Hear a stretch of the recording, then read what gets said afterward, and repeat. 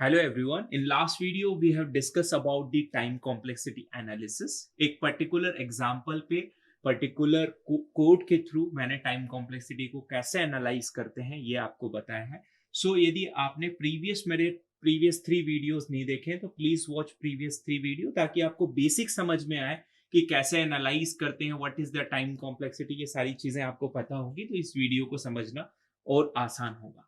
Now let us assume, एक और question मैं यहां पे ले रहा हूं कि late us assume void main, और मैं सी प्रोग्रामिंग को कंसिडर करके कर रहा हूं. अब यहाँ पे बार बार मैं एक चीज बोलता हूं कि यहाँ पे कुछ भी कोड में लिख रहा हूं तो उसके एरर्स में मत जाइएगा, लॉजिक समझाने की मैं बात कर रहा हूं तो लॉजिक पे आइए. लेट सपोज यहां पर एक लूप मैं एग्जीक्यूट करता हूं. लेट सपोज लूप है 4 i equals to 1, i less than equals to या i less than equals to n और i प्लस प्लस. ये आपके एक लूप आपने लिया है.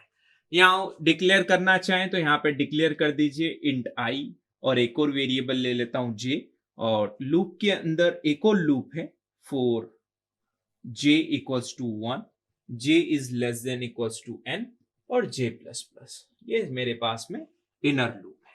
ठीक, ये लूप हो गया, इसके अंदर ये एक और लूप हो गया, और इस लूप के अंदर एक स्टेटमेंट लिखा है. Late us assume the statement is printf, और यहां लिखा हुआ है हेलो आरजीपीवी. ओके, सो ये लूप टर्मिनेट और ये फाइनली मेरा is terminate. Already last video में हमने ये डिस्कस किया था कि एक लूप यदि है तो एक लूप से हम कैसे टाइम को एनालाइज करते हैं. इस वीडियो में मैंने 2 लूप लगाए हैं.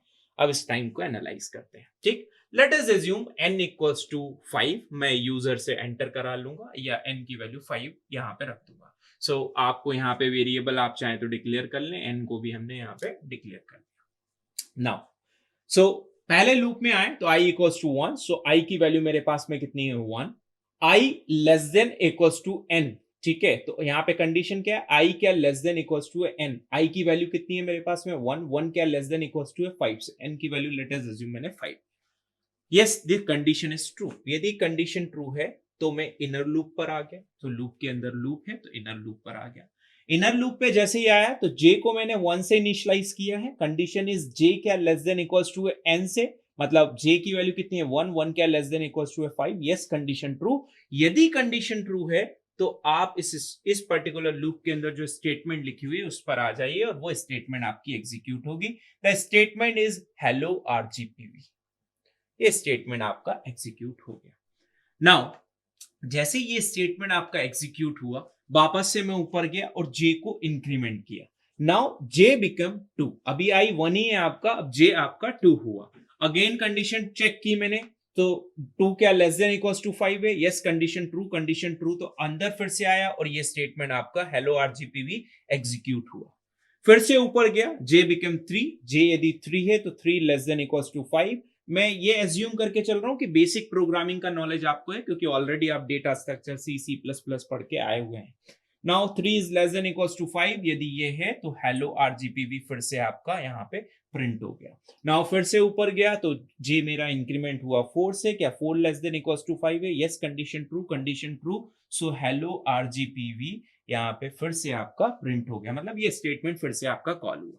नाउ जे बिकम 5 हो गया तो 5 less than equals to 5. Yes, condition true है तो हेलो आरजीपीवी अगेन आपका फिर से यहाँ पे प्रिंट हो गया. नाउ अब यदि आप देखें तो j की वैल्यू इंक्रीमेंट हुई, j become 6. So 6 less than equals to 5. Condition हो गई फॉल्स, मतलब ये स्टेटमेंट आपका एग्जीक्यूट नहीं हुआ. जैसे ये स्टेटमेंट एग्जीक्यूट नहीं हुआ, आप आउटर लूप पर वापस से जाएंगे और आउटर लूप की ये जो कंडीशन है इंक्रीमेंट वाली उसको इंक्रीमेंट करेंगे, मतलब i को आप इंक्रीमेंट करके 2 कर देंगे. नाउ अगेन कंडीशन चेक करेंगे, क्या 2 लेस देन इक्वल्स टू 5 है. Yes, condition true. तो फिर से आप अंदर आएंगे तो j की value 1 less than equals to 5. Again ये स्टेटमेंट आपका 5 टाइम्स तक कॉल होगा. फिर से जैसे ये आपका स्टेटमेंट मतलब j वाला टर्मिनेट होगा तो फिर से ऊपर जाएंगे, i3 होगा, फिर से ये स्टेटमेंट 5 टाइम्स कॉल होगा, i4 होगा, ये स्टेटमेंट कॉल होगा. मतलब यदि मैं कंक्लूड करूं तो मैं क्या कह रहा हूं यहाँ पे कि यदि i की वैल्यू 1 है तो जे वाला जो लूप है आपका वो 1 2 3 4 5 टोटल 5 टाइम्स तक चल रहा है। जैसे ही आई की वैल्यू 2 हो गई, अगेन ये जे वाला लूप अगेन 5 टाइम्स तक चल रहा है।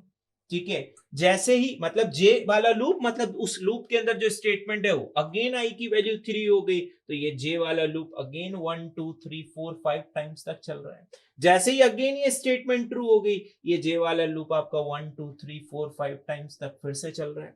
अगेन जैसे ही आई की वैल्यू 5 हुई, ये जे वाला लूप आपका 1 2 3 4 5 टाइम्स तक चल रहा है, मतलब ये स्टेटमेंट आपका एग्जीक्यूट हो रहा है। और फाइनली जब आई की वैल्यू 6 होगी तो ये लूप आपका आई की वैल्यू 6 होगी तो ये इनर लूप आउटर लूप भी आपका टर्मिनेट हो जाएगा। मतलब यदि हम फाइनल करें तो आई की एक वैल्यू के लिए जे कितनी बार चल रहा है, 5 बार चल रहा है, मतलब ये स्टेटमेंट 5 टाइम्स कॉल हो रहा है। 2 के लिए अगेन 5 टाइम, 3 के लिए अगेन 5 टाइम्स। तो यदि इसको कंक्लूड करूं, सो 5 time plus 5 time plus 5 time plus 5 times, तो टोटल ये स्टेटमेंट कितनी बार आपका कॉल हो रहा है, 25 टाइम्स तक ये स्टेटमेंट कॉल हो रहा है। हेलो आरजीपीवी 25 टाइम्स तक आपका प्रिंट होगा। सो यदि हम ये बोलें कि n की वैल्यू 5 थी, तो ये स्टेटमेंट जो है आपका 25 टाइम्स तक एग्जीक्यूट हुआ। यदि n की वैल्यू 10 कर दूं तो ये स्टेटमेंट कितने टाइम्स तक एग्जीक्यूट होगा, 100 टाइम्स तक एग्जीक्यूट होगा।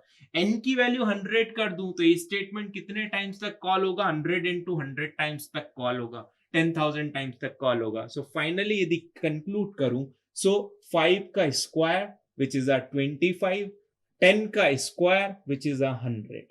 सो फाइनली यदि स्टेटमेंट आपका n टाइम्स तक चलता है, so the time complexity is order of n square. So इसके लिए क्या टाइम कॉम्प्लेक्सिटी आ जाएगी, ऑर्डर ऑफ n स्क्वायर। इसी पर्टिकुलर क्वेश्चन में यदि मैं एक लूप और इंक्रीज कर दूं, मतलब यहां पर एक और लूप लगा दूं k इक्वल्स टू 1, k यदि less than equals to n से k प्लस प्लस, यदि ये कर दूं और इस लूप के अंदर ये स्टेटमेंट लिख दूं, k को यहां कहीं डिक्लेयर कर दूं, तो इस पर्टिकुलर केस में आप क्या बोलेंगे, क्योंकि ये लूप के अंदर लूप है और उसके अंदर लूप है और फिर स्टेटमेंट चल रहा है, मतलब i की एक वैल्यू के लिए j आपका 5 बार चलेगा और j की एक वैल्यू के लिए k आपका 5 बार चलेगा। तो 25 plus 25 plus 25 plus 25 which is 125 which is order of n to the power 3। तो इस पर्टिकुलर केस में यदि 3 लूप है और उसके अंदर स्टेटमेंट है, तो वो आपका order of n to the power 3 times तक चलेगा। नाउ अब ये जो कंडीशंस है लूप की, यदि ये कंडीशंस चेंज होती जाएंगी, लाइक j कर दिया आपने n/2 हो गया, या फिर j यदि ग्रेटर है n से है, यदि ये कंडीशंस चेंज होती जाएंगी तो कंडीशंस के अकॉर्डिंग, लूप की जो कंडीशंस है उसके अकॉर्डिंग आपका वो स्टेटमेंट एग्जीक्यूट होना स्टार्ट हो जाएगा, तो उसके अकॉर्डिंग आपकी टाइम कॉम्प्लेक्सिटी लगेगी। नेक्स्ट वीडियो में एक और एग्जांपल पर डिस्कस करूंगा मैं इसी से रिलेटेड, जिसमें आपको वेरिएशन समझ में आएगा, क्योंकि यहां तो आपने स्ट्रेट डायरेक्टली निकाल लिया, इनडायरेक्टली यदि पर्टिकुलर कोई कंडीशंस ऐसी है जिसमें ये पर्टिकुलर स्टेटमेंट एक बार नहीं चला, 2 बार नहीं चला, कभी 1 बार चल रहा है, कभी 2 बार चल रहा है, कभी 4 बार चल रहा है, कभी 6 बार चल रहा है, तो उस पर्टिकुलर केस में कैसे एनालाइज करते हैं। Thank you so much.